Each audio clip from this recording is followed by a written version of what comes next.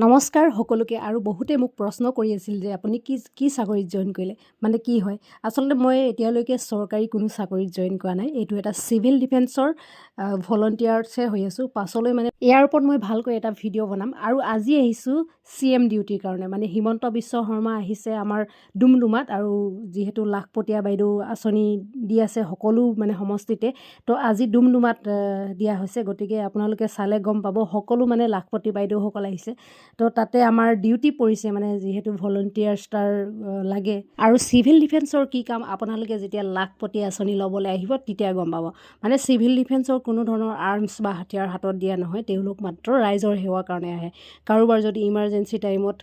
মূৰ্ছা হৈ গুচি গ'ল মানে মূৰ্ছা হৈ গ'ল তাক উঠাই আনি সহায় কৰা আৰু মানে ডিচিপ্লিন মেইনটেইন কৰবাত যদি কিবা এটা খেলি মেলি হৈছে সেইখিনি সিমানখিনিয়ে মানে তাত চোৱা চিতা কৰা বাকী ধৰক প্ৰাকৃতিক দুৰ্যোগ ভূমিকম্প আৰু বানপানী তেনেকুৱা সময়তো মানে চিভিল ডিফেন্সৰ টিম লাগে তেনেকুৱা জেগাত সহায় কৰা হয় আৰু এতিয়া আহি গ'ল মুখ্যমন্ত্ৰী ডাঙৰীয়া আৰু CM অহাৰ লগে লগে মানে সকলোৱে ইমান চিঞৰিছে মানে যি কি নহওক তেওঁ অসমৰ যিহেতু মুখ্যমন্ত্ৰী সকলোৱে ভাল পায় কিন্তু এটা কথা কৈ দিওঁ মই কোনো দলৰ নহয় দেই মানে এই BJP এই কংগ্ৰেছ বুলি মই মানে ৰাজনীতিৰ পৰা বাহিৰত থকা মানুহ কিন্তু ভোট দিয়াৰ সময়ত ভোট দিওঁ নিজৰ বিবেকৰ ভোট দিওঁ আৰু এতিয়া লাহেকৈ CM যোৱাৰ পাছত মানে ইয়াত আৰু এতিয়া পেকেট লাঞ্চৰ কাৰণে লাইন আৰু য'তে ভিৰ দেখিব তাতে চিভিল ডিফেন্সকো দেখা পাব আপোনালোকে চাৰিওফালে দেখিলে আৰু মানে সকলোকে পেকেট লাঞ্চ দিয়াৰ পাছত আমিও পেকেট লাঞ্চ मजा पहले मजा करो उसके बाद बिस्कुट खाओ उसके बाद केक्स खाओ उसके बाद भुजिया আৰু এতিয়া আমাৰো ডিউটি খতম আমিও এতিয়া পেকেট লাঞ্চ ল'বলৈ কাৰণে আহিছোঁ আৰু পেকেট লাঞ্চ লোৱাৰ পাছতে গোটেইখিনি চিভিল ডিফেন্সৰ ভলণ্টিয়াৰ্ছ একলগ হৈ মানে কিবা এটা আলোচনা হ'ব তাৰপিছতে আমাৰ ছুটি আৰু চাৰিওফালে দেখিলে গম পাব আমাৰ টীম সকলো ইয়াতে বহি আছে আৰু ইয়াতে আমি পেকেট লাঞ্চ লোৱাৰ পাছত আমাৰ মানে কি কাম কি নাই সেইখিনি হেৰি কৰাৰ পিছতে আমাৰ ডিউটি খতম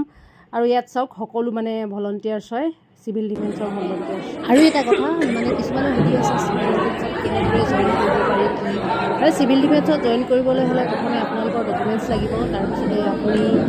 মিনিমাম ধৰক 10 পাছ কৰা হ'ব লাগিব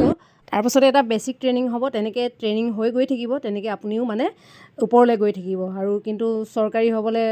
বহুতকেইটা ট্ৰেইনিং হ'ব লাগিব তো যি কি নহওক আজি আহিলোঁ ইমানতে ভাল লাগিল ডিউটি কৰি সকলোকে লগ পালোঁ আৰু CM চাওক মানে শেষৰ টাইমত অলপ আৰু ওলাই অহা টাইমত চাওক কিমান ভিৰ মানে সকলোৱে 10,000 টকা পাই পিনি ৰাস্তাটো মানে আমাক এৰি দিবই বিচৰা নাছিলে তথাপিতো মানে